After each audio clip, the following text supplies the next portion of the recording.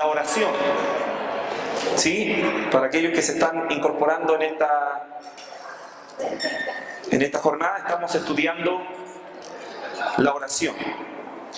Y hemos titulado a esta serie de mensajes Viaje al corazón de Dios. ¿Ya? Es un estudio de la oración. Habíamos dicho que no es un estudio tan técnico, tan exegético, tan expositivo, sino que es un estudio que propone el siguiente fruto: no solo engrosar nuestro conocimiento, sino que después de estudiar esto tengamos un mayor acercamiento a la vida de oración, y es decir, a Dios. ¿Por qué un viaje al corazón de Dios? Porque la oración tiene que ver con la intimidad para con Dios, ¿ya?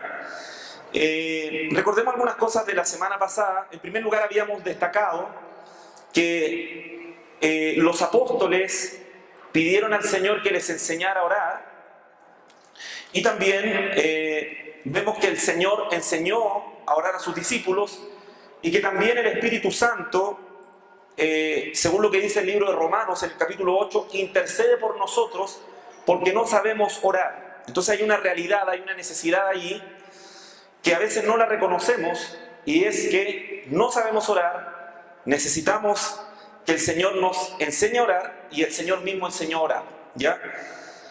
Segundo, habíamos dicho también que si algo debe provocar la oración en nuestra vida es cercanía con Dios, cercanía con nuestro Padre, intimidad con el Señor. Vamos entonces a iniciar ahora la segunda parte de estos estudios bíblicos, y podríamos titularle a esta lección El valor objetivo de la oración. Y nuevamente nos vamos a basar en Mateo capítulo 6, versos 5 en adelante. Mateo capítulo 6. Y como les decía, hermanos, ya hay algunos pasajes de la Escritura que nosotros deberíamos saber, que en tal capítulo hay tal cosa, ya tal contenido, tal título. Y en Mateo 6 nos encontramos al Señor Jesucristo enseñando sobre la oración, y también nos encontramos con un célebre modelo de oración que es el Padre Nuestro. ¿Ya? Leamos en esta noche Mateo capítulo 6, verso 5. Dice: cuando estéis orando, no seáis como los hipócritas, que aman orar en pie en las sinagogas y en las esquinas de las calles para exhibirse ante los hombres. Habíamos dicho y explicado también un poco el contexto la semana pasada, entendiendo que cuando el Señor dijo esto, se lo dijo a los judíos, y los judíos vivían la vida espiritual o religiosa de una manera muy diferente a como lo vivimos nosotros, ya que la cultura del pueblo judío es una cultura que está fundada en la palabra de Dios, y ellos experimentaban a Dios de una manera muy diferente. De cierto os digo que ya están recibiendo toda su recompensa. Pero tú, cuando ores, entra en tu aposento interior y trancando tu puerta. ¿Qué significará esta expresión? Qué interesante también es notar aquí, cuando el Señor enseñó sobre la oración, no ocupó alegorías extremadamente místicas, figuras extremadamente proféticas, ni simbología, como muchas veces la iglesia a veces intenta hacer. Hoy día se habla tanto de la intercesión, y a veces se hace una cosa tan espiritual, tan mística, como que estuviera en el tercer cielo nomás. Pero el Señor aquí, hablando de la oración, ocupó cosas súper comunes. Dijo: entra a tu pieza, y puso este detalle: trancando tu puerta. ¿Ya? Probablemente en ese tiempo no había un sistema de chapa, sino que se tomaba un palo y se trancaba la puerta. Yo me recuerdo haber trancado mi puerta así cuando era niño, ¿ya? Y eso que no soy tan viejo, pero... ¿Y para qué uno trancaba la puerta? Para que nadie entrara, con dos razones: o me protejo, pero también es porque no quiero que nadie me interrumpa. Eso también habla de una determinación deliberada de, cuando establezcamos la oración, trancar la puerta. Hoy día no tenemos que trancar la puerta, por favor no lleve un cuartón a su casa, pero sí tenemos que disponer un buen tiempo. Yo creo que trancar la puerta significa hoy día poner pestillo, apagar la tele, dejar el celular afuera, porque a veces estamos orando, hermano, y nos está recibiendo Facebook o WhatsApp, y estamos ahí hablando con el Señor y hablando con otras personas. Entra en tu aposento interior y trancada tu puerta, ora a tu Padre en lo secreto. La oración de intimidad es una oración que se hace en secreto, y tu Padre que ve en lo secreto te recompensará. Y orando, no parloteéis vanamente como los gentiles, que piensan que por su palabrería serán oídos. No seáis pues semejantes a ellos, porque vuestro Padre sabe de qué cosas tenéis necesidad. Interesante que aun cuando el Señor nos está enseñando a orar, y de hecho se nos pide reiteradas veces en la Escritura que oremos y presentemos a Dios nuestras necesidades, el propio Señor Jesucristo dice que Dios ya conoce nuestras necesidades. Eso pareciera ser un poco contradictorio. ¿Por qué orar si Dios ya conoce mi necesidad? ¿No será perder el tiempo? Vamos a reflexionar un poco en torno a eso en este día. Vosotros pues orad así. Recordemos que el Señor no nos enseñó un rezo que repetir, sino que el Señor nos enseñó cómo orar, cómo dirigirnos al Padre. Padre nuestro que estás en los cielos, santificado sea tu nombre. Habíamos dicho también que en la oración del creyente sabemos a quién oramos y sabemos dónde está. Padre nuestro que estás en los cielos. Después dice, vosotros pues venga tu reino, hágase tu voluntad como en el cielo también en la tierra. Danos hoy nuestro pan de cada día y perdónanos nuestras deudas como también nosotros hemos perdonado a nuestros deudores. Y no nos metas en prueba, mas líbranos del mal, porque si perdonáis a los hombres sus delitos, también vuestro Padre Celestial os perdonará. Pero si no perdonáis a los hombres, tampoco vuestro Padre perdonará vuestros delitos. También habíamos destacado algo, que la oración del creyente no es la oración de un ser, de una persona que se dirige a un ser inalcanzable, que no hay cómo llegar a él, sino que es la oración de un hijo hacia un padre. Y comienza así, Padre nuestro. Pero también habíamos visto que por alguna razón el Señor permite que pidamos primero el pan antes que pedir perdón. Y habíamos dicho que quizás religiosamente nosotros a veces pensamos lo contrario. La gran mayoría de nosotros pediríamos perdón para luego pedir el pan. Pero el Señor, el propio Señor Jesucristo dijo, Padre nuestro, y luego danos el pan y luego perdona nuestros pecados. Y eso tiene sentido cuando somos padres, sabemos que nuestros hijos no nos tendrían que pedir perdón para pedirnos comida. Aunque se portaran muy mal, igual le damos comida, ¿cierto? Entonces eso revela cómo nos estamos dirigiendo a Dios. Bien, vamos entonces a ver algunas cosas hoy día. ¿Cuál es el beneficio final de la oración? ¿Por qué tenemos que orar? El beneficio final de la oración es acercarnos al corazón de Dios. Es un trayecto hacia la intimidad, hacia el corazón de nuestro Padre. La vida cristiana es una relación y oración a un nivel básico. Es tomar parte en esa relación con Dios. O sea, cuando oramos, estamos recién iniciando esta relación con Dios. Habíamos dicho que nadie podría mantener una relación con alguien que dice amar si no le habla por un mes. Y yo le decía, si intentáramos no hablarle durante un mes a nuestra esposa o a nuestra novia, en el caso de los que están de novios, intente hacer eso y obviamente que su relación no va a durar nada. Porque no se puede mantener una relación sin comunicación. Y a veces los cristianos podemos estar una semana entera sin hablar con nuestro Padre, llegamos a la iglesia y ahí no he orado. Ahí estamos entrando al templo y ahí estamos como, Señor, perdóname, ahora esta semana sí oro. Y no lo hacemos. Veamos otro texto que está en Mateo capítulo 5, verso 7.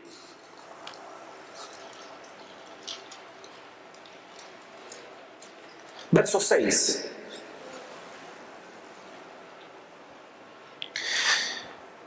En el capítulo 5, hermanos, de Mateo comienza el sermón más grande que ha sido predicado y es el sermón del monte dado por el Señor Jesucristo, que cubre Mateo 5, Mateo 6 y Mateo 7. Es el sermón del monte. Y ahí nos encontramos al Señor Jesucristo enseñando cosas muy importantes como ser luz. Inicia obviamente con el sermón de las bienaventuranzas, habla de la ley, de la oración, del pleito, de las relaciones interpersonales. Un montón de cosas que tienen que ver con el cristianismo práctico, con el cristianismo que vivimos día a día. Y dentro de las bienaventuranzas, que podríamos decir son principios espirituales, el verso 6 nos dice, bienaventurados los que tienen hambre y sed de justicia, porque ellos serán saciados. Es un principio. Aquel que tiene hambre y sed de Dios, aquel que tiene hambre y sed de la justicia de Dios, la Escritura establece un principio espiritual y es que serán saciados. Si de alguna manera podríamos extrapolar este principio espiritual a la vida de la oración, o sea, de tener hambre por Dios, y ese hambre se sacia a través de la oración, Lo que la oración nos presenta no es una condición, no es si oras recibirás esto, sino que es una afirmación. Cuando tú oras, esto sucede. No sé si entienden la diferencia. Muchas veces nosotros pensamos que es una condición. O sea, si oras, te va a pasar esto. Si oras, te va a ir bien. A veces lo enseñamos así, incluso a nuestros hijos. Pero no es una condición, sino que es una afirmación. Cuando tú oras, te comienza a ir bien. Pareciera ser lo mismo, pero no es lo mismo. Hay una diferencia en eso. Y es importante establecer esa diferencia para saber cómo nos acercamos a Dios. Ahora, aquí hay una pregunta también que pudiera ser confusa, y es en relación a lo que les planteaba hace un momento atrás. Habíamos dicho que Dios ya conoce de antemano nuestras necesidades, pero aún así el Señor nos enseñó a orar y presentando nuestras necesidades. Podríamos citar un montón de versículos donde entendemos que Dios y los autores sagrados nos sugieren presentar nuestras necesidades, transformar nuestras preocupaciones en oración. Pero la pregunta entonces es, si Dios ya sabe lo que necesitamos, entonces ¿por qué tenemos que orar? Y quiero ahora que puedan tener unos minutos y dialogar ahí entre las personas que están en su grupo, y cada uno de ustedes decir, bueno, ¿por qué Dios espera que oremos si Él ya sabe y ya conoce nuestras necesidades? Así que los invito ahí a conversar por unos minutos. Pero ¿por qué Dios esperará de nosotros que oremos si Él ya conoce nuestras necesidades? Habíamos dicho también que para muchos de nosotros la oración es la parte más débil y difícil en nuestra vida cristiana. Aquellos que han experimentado vencer en esta área de su vida han quizás vivido la parte más gloriosa del cristianismo. Pero para la gran mayoría de nosotros muchas veces es difícil y débil nuestra oración. Quizás nuestro tiempo de oración diario es absolutamente ínfimo en relación a todo lo que hacemos. Sabemos que debemos orar, pero difícilmente lo hacemos. Creemos, quizás teóricamente, que orar haría la diferencia en nuestra vida espiritual y aún en nuestra vida, en toda nuestra vida. Sin embargo, a veces no lo hacemos y en algunos casos tampoco sabemos cómo. Yo creo que el problema de la iglesia quizás es subestimar esta necesidad de pedir que alguien nos enseñe a orar. Yo les había dicho que quizás un cristiano que ya lleva más de un año en una iglesia nunca le preguntaría a alguien, enséñanos a orar. Pero los discípulos, siendo apóstoles y habiendo estado a los pies del propio Señor Jesucristo, ellos pidieron que el Señor les enseñara a orar. Aparte del hecho de que Dios como Padre amoroso le gusta estar en comunión con sus hijos y les gusta que sus hijos le hablen, hay una razón más profunda de la necesidad de orar y que vamos a intentar explicar en este estudio bíblico. Vamos a ir a algunos textos de la Biblia como son Génesis 1:26, Génesis 1:26 y 28. Los textos que vamos a leer, quiero que los entiendan el contexto de cuando fueron dichos, en qué contexto estaban mencionados, ¿ya? Porque creo que la iglesia, sobre todo en las últimas décadas, ha malentendido estos textos y quizás ha aspirado a algo que realmente el Señor no esperaba que aspiremos. Génesis 1:26 está en el contexto de cuando Dios crea a Adán y a Eva y les bendice con la siguiente declaración, pero debemos entender que cuando Dios dice esto, Adán y Eva no habían caído de la situación inicial en la que Dios los había creado. ¿Ya? Recordemos que en el Génesis 3, producto de la desobediencia de Adán y de Eva, ¿cierto? Ellos caen, mueren espiritualmente y viene toda una ruina y devastación espiritual sobre el hombre y sobre aún la creación de Dios. Génesis 1:26 dice, y dijo Elohim, hagamos a un hombre a nuestra imagen. Qué interesante que Dios esté hablando en plural aquí, conforme a nuestra semejanza, y ejerzan dominio sobre los peces del mar, sobre las aves de los cielos, sobre el ganado, sobre toda la tierra y sobre todo reptil que repta sobre la tierra. Dios, hablando en plural, dice, hagamos al hombre a nuestra imagen. Esto no se refiere a algo físico, sino que se refiere más bien a algo espiritual, y también se refiere a que como Dios tiene una personalidad y tiene la capacidad de comunicarse y tiene voluntad y sentimientos, nosotros también los tenemos. Y eso nos diferencia del resto de la creación. Somos seres espirituales porque somos imagen de Dios. Y Dios crea al hombre para que ejerza dominio sobre lo que Él había creado, ¿cierto?, en la tierra.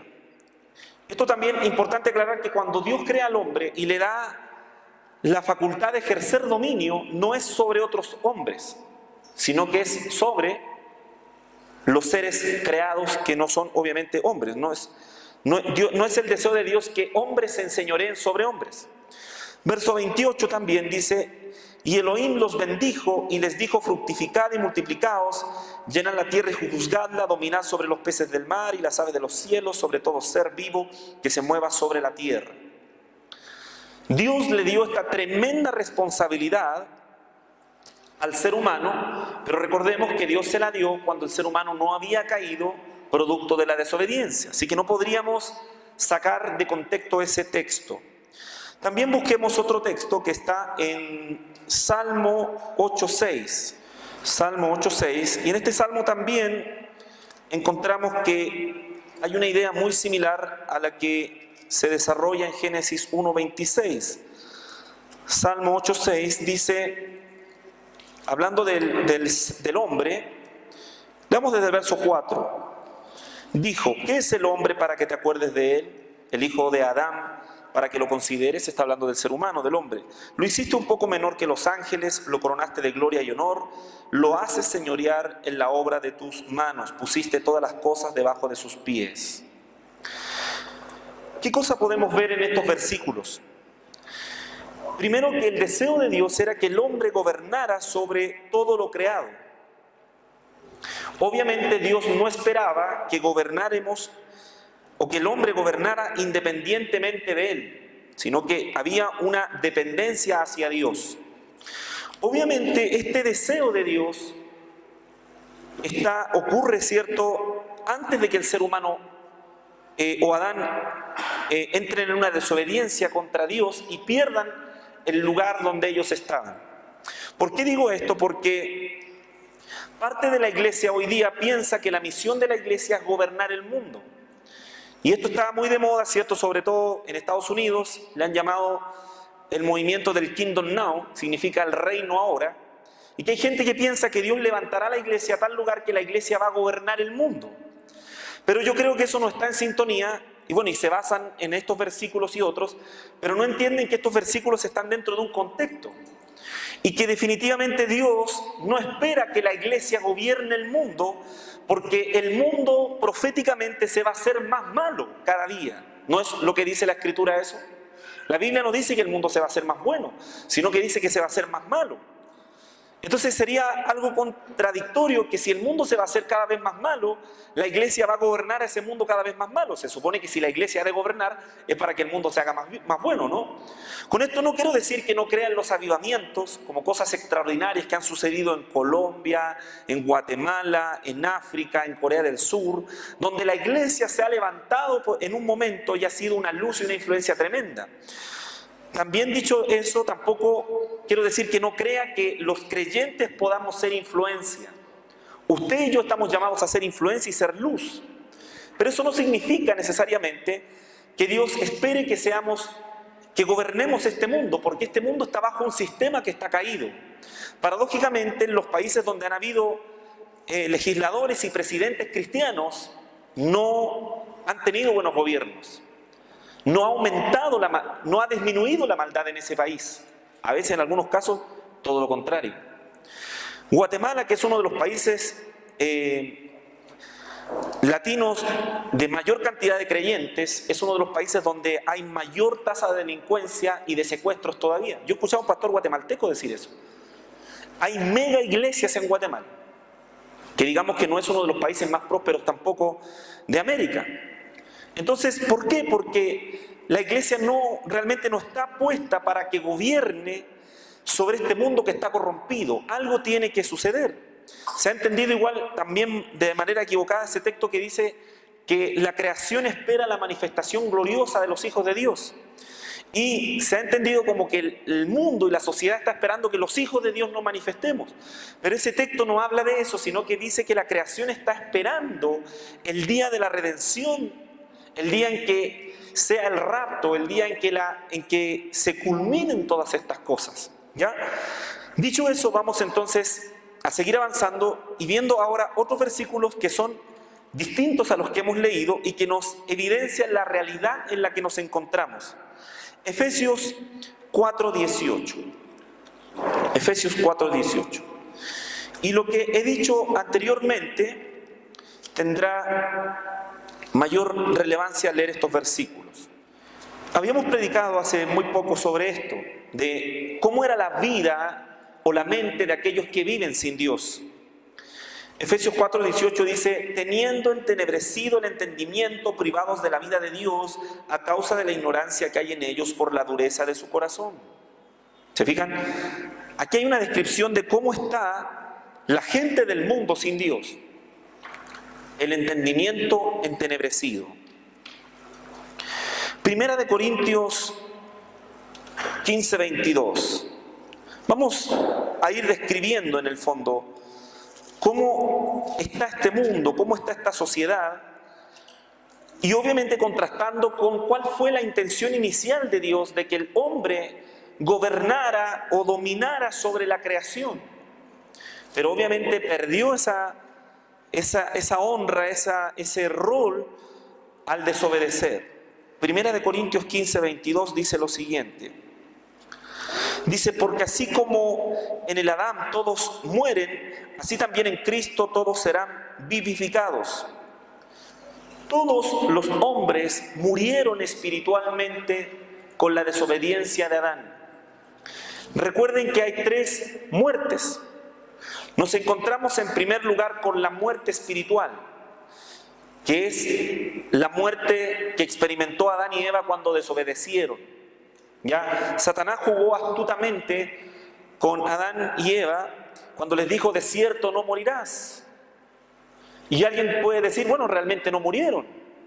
No murieron físicamente, por lo menos en ese momento, pero sí murieron espiritualmente, porque la muerte significa separación. Esa es la primera muerte, muerte espiritual. Entonces, cuando la Escritura aquí en 1 Corintios 15:21 no está hablando de la muerte espiritual en la cual está todo este mundo, todas las personas sin Dios están muertos espirituales. Romanos 8:22. Romanos 8:22. Otro texto. Porque sabemos que toda la creación gime a una y a una sufre dolores de parto hasta ahora. Y no solo ella, sino que también nosotros mismos que tenemos la primicia del Espíritu. Este es el texto que yo les decía que Devolvamos al verso 21 para entender bien esto. En esperanza de que también la creación misma será liberada de la esclavitud de la corrupción a la libertad gloriosa de los hijos de Dios. ¿Se fija? La creación misma está esperando que sea restaurada una vez que los seres humanos seamos restaurados en plenitud. ¿Se fija? Entonces toda la creación también cayó con Adán. Y por último Juan 12:31. Este texto sí es central a lo que queremos desarrollar en este momento. Juan 12:31. Juan 12:31. Dice, ahora es el juicio de este mundo, ahora será echado fuera el príncipe de este mundo. ¿Quién es el príncipe de este mundo? Satanás. Entonces, aquí hay 2 series de textos. Por un lado, yo les leí textos donde dice que Dios, el deseo de Dios, era que los seres humanos gobernaran y dominaran sobre lo creado. Perdimos esa condición producto de la desobediencia. Porque recuerden que no fue solo Adán el que desobedeció. Todos nosotros desobedecimos también. Y luego le he leído una serie de textos donde se describe la realidad de este sistema. Toda una humanidad con su entendimiento entenebrecido, según Efesios 4:18. Toda una humanidad muerta espiritualmente, según lo que dice 1 Corintios 15:22. Aún una creación también que que cayó también con Adán según Romanos 8:22, que está esperando esa manifestación gloriosa. La manifestación gloriosa de los hijos de Dios no es que la gente se levante, ¿cierto? Los hijos de Dios nos levantemos a influir sobre el mundo, que hay que hacerlo.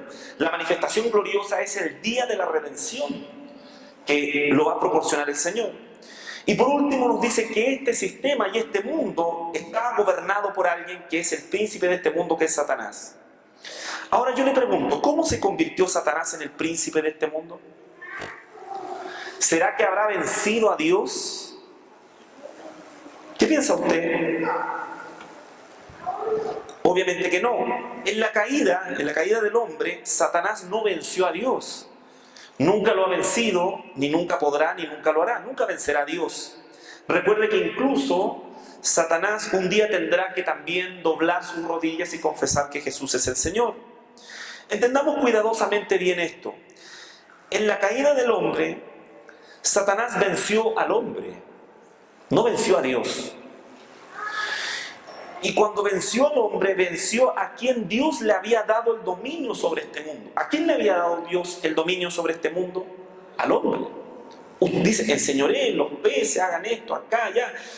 Pónganle nombre, hagan todo esto. Dios nos puso a nosotros como administradores y mayordomos de este mundo, antes de que cayéramos.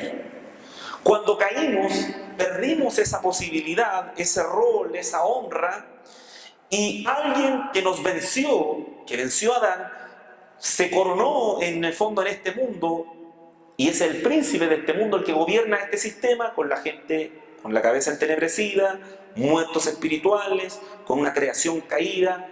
Es el príncipe de este mundo. ¿Se da cuenta? Entonces, obviamente que cuando la iglesia dice que nos vamos a levantar para gobernar el mundo, está equivocada la iglesia. La iglesia está puesta para hacer luz, influencia en este mundo. Pero sepa usted que el mundo se va a hacer cada vez más malo. ¿No es lo que está pasando en Chile? ¿Somos más o menos cristianos que antes en Chile? Más. Pero este país ¿está más cristiano o menos cristiano? Menos cristiano. ¿Se da cuenta? Porque esa es la realidad, y la Biblia lo escribe así, todas las profecías lo dicen así.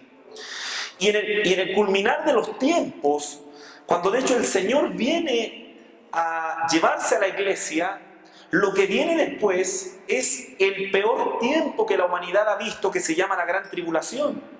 Entonces no es que Dios viene a llevarse a una iglesia que está dominando sobre el mundo, eso no es así. Entonces de esa manera es como Satanás se convirtió en el príncipe de este mundo. Alguien dirá, ¿pero qué tiene que ver esto con la oración? Espérese un momento. Entonces lo que hemos dicho es que primero Dios creó al hombre con una intención.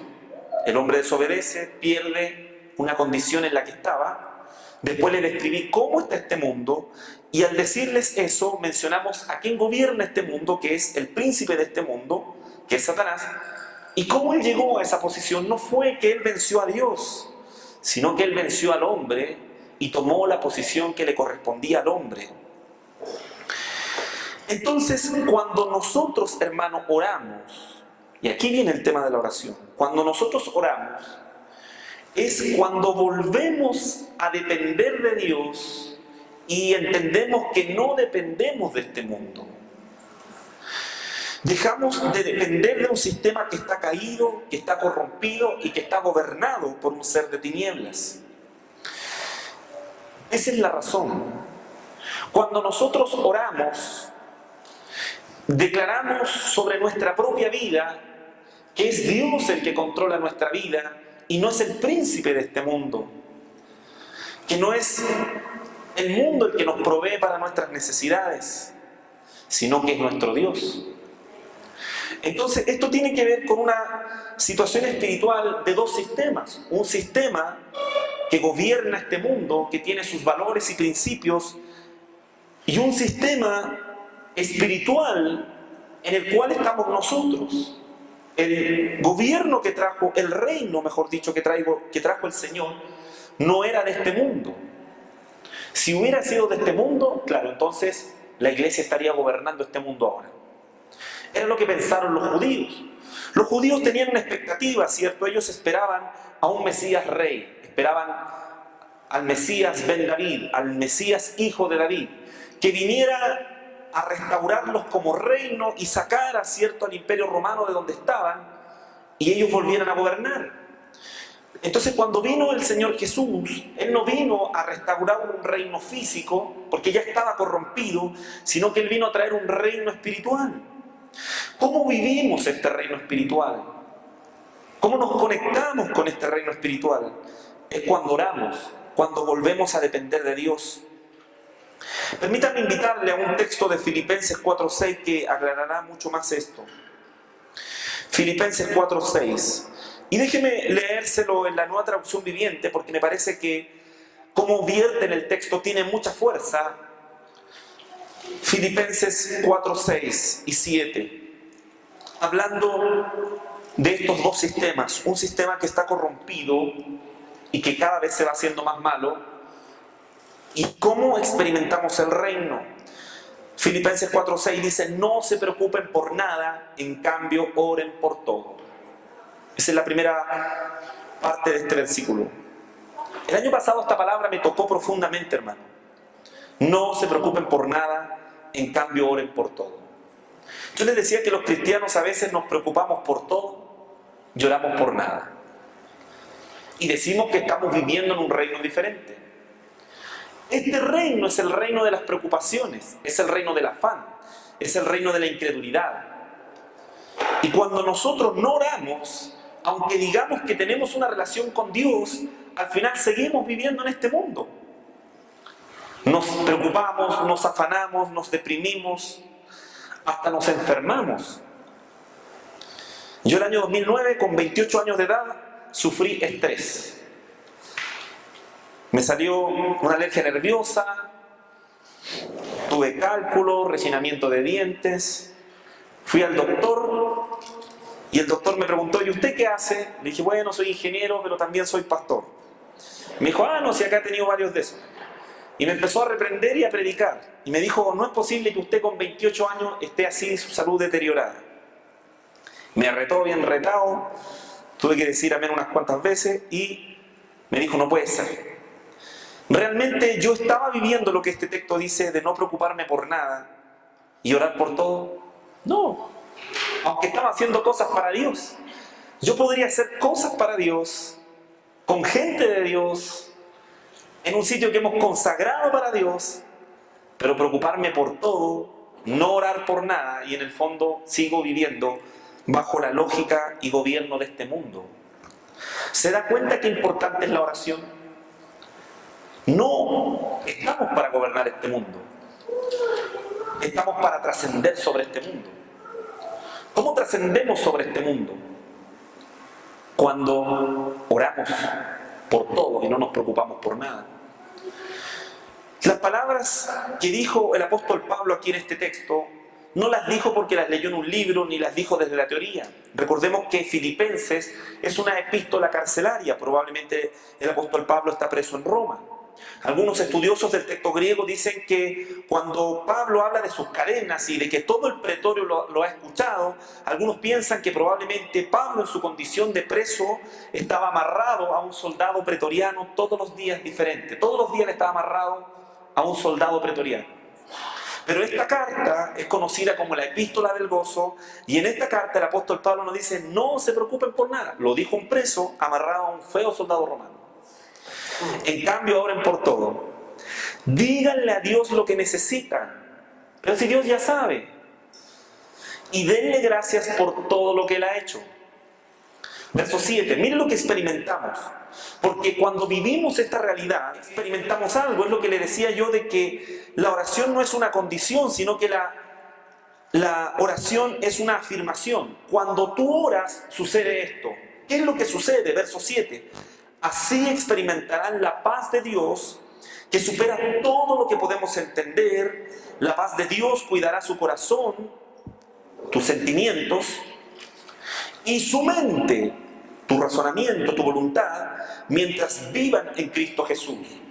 Este texto es poderosísimo y explica cómo los creyentes, aun cuando este sistema está corrompido, está gobernado por el príncipe de las tinieblas, nosotros trascendemos, es como que caminamos por encima de este sistema. Y es lo que está haciendo Pablo. Pablo está amarrado, está encarcelado injustamente, pero él igual habla del gozo, está contento, ¿cierto? Él dice, no se preocupen por nada. En cambio, oren por todo. Díganle a Dios lo que necesitan y denle gracias por todo lo que Él ha hecho. Así, ¿se fijan? Cuando oran va a suceder esto. Así experimentarán la paz de Dios que supera todo lo que podemos entender. Todo lo que podemos entender. O sea, lo que sucede en el mundo. Usted está por sobre eso. Y dice, y esa paz cuidará tu corazón, tus sentimientos. Mira, un cristiano que no ora es un cristiano que está expuesto en sus sentimientos a que este sistema que está corrompido, entenebrecido, lo afecte. Y su mente, ¿este sistema no ataca nuestra mente también? ¿Cómo podemos guardar nuestra mente? Con la paz de Dios. ¿Cómo recibimos esa paz de Dios? Cuando comenzamos a vivir el reino de esa manera. No nos preocupamos por nada, en cambio oramos por todo. Y obviamente que eso se hará también real en nuestra vida cuando vivamos en Cristo Jesús. O sea, porque no se trata solo de que yo voy a orar y que después vivo mi vida como se me antoja. O sea, oro, decido no preocuparme por nada, oro por todo, doy gracias a Dios, comienzo a experimentar la paz de Dios guarda mi mente, mi corazón, y si vivo en Cristo Jesús voy a experimentar eso que es lo que Dios desea que yo experimente. Encapsulando todo esto, entonces, cuando oramos a Dios, oramos porque necesitamos comunicarnos con nuestro Padre. Oramos no para darle respuestas a Dios, porque Él ya las sabe, sino que oramos muchas veces para nosotros encontrar una respuesta. Cuando oramos, oramos para depender de Dios, para trascender sobre un mundo que está corrompido, el cual no vamos a gobernar, sino que se va a ir cada vez haciendo más perverso. Pero vamos a trascender sobre este mundo.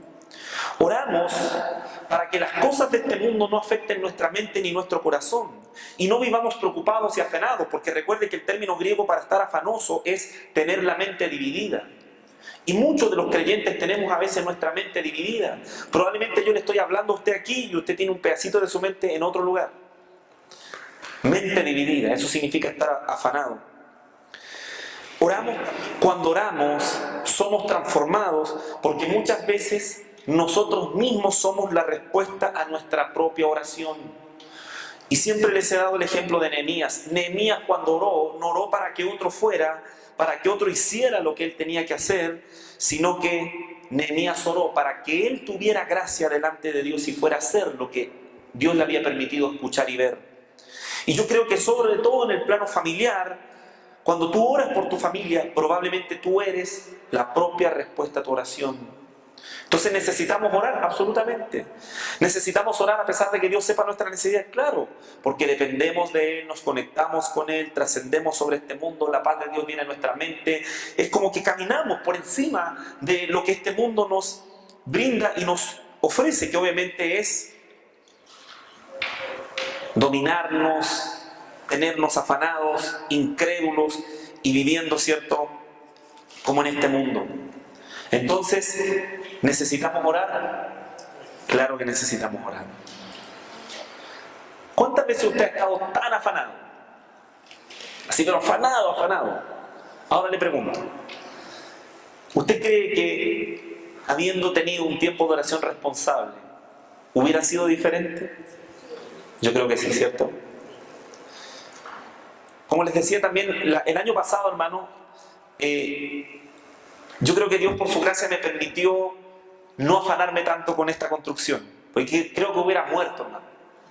Con un templo más chico estuve mucho más estresado.